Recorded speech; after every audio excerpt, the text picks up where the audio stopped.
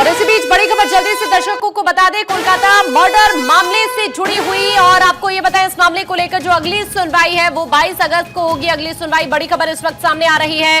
अब इस मामले में जो अगली सुनवाई है वो 22 अगस्त को होने वाली है। देखिए, इस मामले को लेकर सुप्रीम कोर्ट की तरफ से स्वतः संज्ञान लिया गया और इस मामले में टास्क फोर्स बनाने का जो आदेश है वो सीजेआई की तरफ से दिया गया है। आज जब यहां पर सुनवाई हुई तो इस मामले को देखते हुए सीजेआई ने बहुत ज्यादा सख्ती और नाराजगी भी जाहिर की। उन्होंने ये भी कहा कि ये डॉक्टर्स की सुरक्षा का प्लान को देखते हुए जो टास्क फोर्स का गठन किया गया है, जो यहां पर आदेश दिया गया है, सीजेआई कहते हुए नजर आए कि एक और रेप का इंतजार अब हम नहीं कर सकते हैं। तो इस तरह से सुनवाई के दौरान ये तमाम अहम बातें रही। अक्षय इस वक्त हमारे सहयोगी हमारे से जुड़ रहे हैं, सीधा अक्षय का रुख कर लेते हैं। अक्षय, जल्दी से अपडेट दीजिए सुनवाई को लेकर।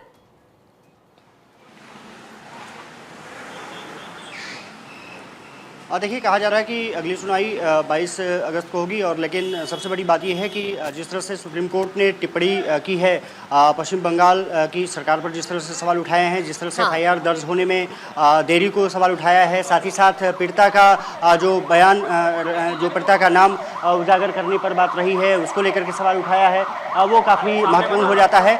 उसी बीच गृह मंत्री अमित शाह से मिलने जो राज्यपाल हैं सीवी आनंदा बोस वो पहुंचे हुए हैं और साफ तौर पर है कि वो काफी महत्वपूर्ण बैठक कही जा सकती है। बिल्कुल, और इसी का आप अभी जिक्र भी कर रहे हैं। अभी यहाँ पर जो हलचल है, ये तस्वीरें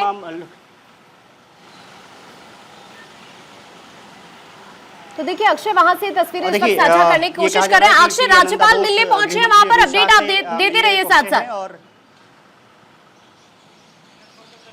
और सबसे बड़ी बात ये रही है कि जिस तरह से कोलकाता में गैंगरेप सामने आया, मर्डर सामने आया, जो पीड़ित परिवार है वो लगातार कह रहा है कि उसको इंसाफ चाहिए। दूसरी तरफ राजनीति लगातार जारी है और कह सकते हैं कि तस्वीरें जिस तरह से सामने आई, अब कोलकाता के साथ साथ देश भर में जो डॉक्टर्स हैं वो प्रोटेस्ट कर रहे हैं। सरकार लगातार कोशिश कर रही है कि डॉक्टरों को मनाया जा सके और सुप्रीम कोर्ट ने कहा है कि प्रोटेक्शन डॉक्टरों को देना पड़ेगा। साफ तौर पर है सरकारों के सामने ये चुनौती है कि किस तरह से उनको प्रोटेक्शन दिया जाए, लेकिन जिस तरह से कोलकाता में मामला सामने आया उसके बाद पश्चिम बंगाल की गवर्नमेंट पर लगातार हमले जारी हैं, राजनीतिक हमले हों या फिर जो कटाक्ष हों वो लगातार किए जा रहे हैं। पश्चिम बंगाल की मुख्यमंत्री वो कहती हैं कि मैं महिला हूँ, बेहतर तरीके से समझ सकती हूँ कि कैसे वो पीड़ित परिवार गुजर रहा होगा, लेकिन सबसे बड़ा सवाल यही है कि अब दिल्ली तक उसकी जो तपिश है वो देखने को मिल रही है।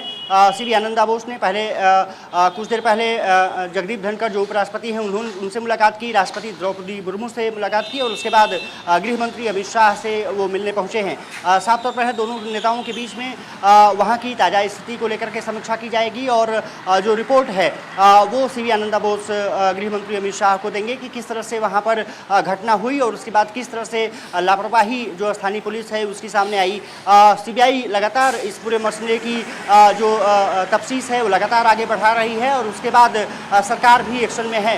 गृह मंत्रालय से लेकर के और तमाम जगहों पर कोशिशें की जा रही है कि उस मसले को पूरी तह तक जाया जा सके, उसका रिपोर्ट खंगाला जा सके और किसकी लापरवाही है उसको दंडित किया जा सके। लेकिन अब साफ तौर पर है कि जो अमित शाह और सीवी आनंदा बोस की मुलाकात है वो काफ़ी महत्वपूर्ण हो जाती है क्योंकि वहाँ पर ये विस्तृत रिपोर्ट, डिटेल रिपोर्ट सौंपने वाले हैं और ये कहा जा रहा है कि घटना के बारे में जो भी लापरवाही रही है उसके बारे में विस्तृत रिपोर्ट गृह मंत्री अमित शाह को सीवी आनंदा बोस जो पश्चिम बंगाल के राज्यपाल हैं वो सौंपेंगे।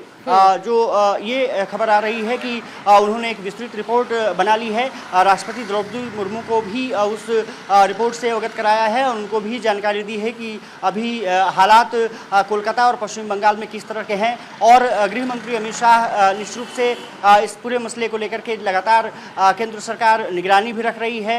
कोशिश ये की जा रही है कि जल्द से जल्द जो दोषी हैं उनको कड़ी से कड़ी कार्रवाई की जा सके। इसी बीच जो संदीप घोष हैं वहाँ के जो प्रिंसिपल रहे हैं मेडिकल कॉलेज के, उनको अब उन पे एफआईआर दर्ज की गई है।